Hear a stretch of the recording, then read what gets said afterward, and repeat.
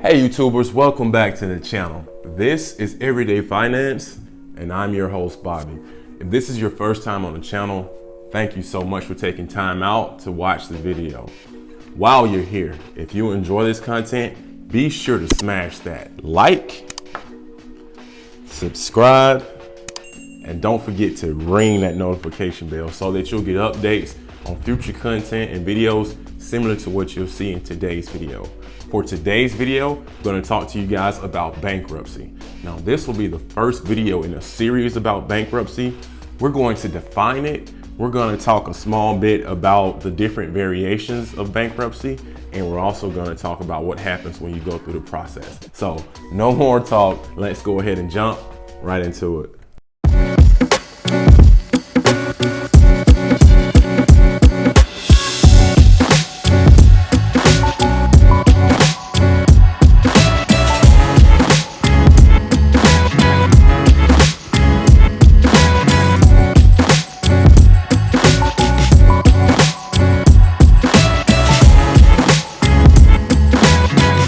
Bankruptcy.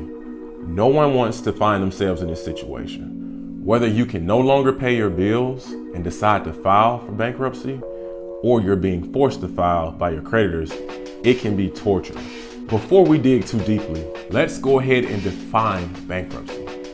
Bankruptcy can be defined as the legal process to seek relief for those who can no longer pay their debts or bills. Bankruptcy usually happens one of two ways. It's either imposed by the courts or the debtor themselves decides to file on their own. With this information in mind, let's go ahead and talk about what happens when you file for bankruptcy. When deciding to file for bankruptcy, according to debt.org, you should ask yourself this question: can I pay off my debt in 5 years?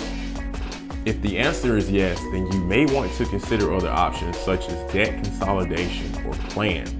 If your answer is no, then bankruptcy may be a legitimate option. Please note, however, that you will pay for bankruptcy in the form of having it on your credit report for 7 to 10 years. But for some people, it's the only option and the best option. Let's say you decide to file for bankruptcy. What's next? You'll be required to list your debts, expenses, income, and assets. From there, a judge and trustee decide if your debt should be restructured, reduced, or eliminated altogether.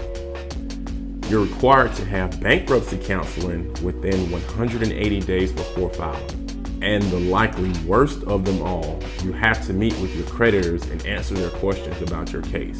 Call it a credit interview of sorts. As I mentioned earlier, your creditors can file or petition to have you file for bankruptcy. For your creditors, your assets would be sold so that they can recoup the funds necessary to cover your original debts. Now let's talk a bit about the different variations of bankruptcy. There are several variations of bankruptcy: Chapter 7, 9, 11, 12, 13, and 15. The two most common of these is Chapter 7 and 13. Don't let the chapter jargon go over your head. The chapter just refers to the specific section of bankruptcy code where the law can be found. We'll go into more detail about Chapter 7 and 13 in a later video as well. Well guys, I hope this introduction to bankruptcy has been beneficial and educational for you. If it has, be sure to smash that like, subscribe, and don't forget, ring that notification bell so that you'll get updates on future content and videos similar to what you saw in today's video. And always remember guys, there is no goal that is unattainable when you apply everyday finance. I'll see you guys in the next video.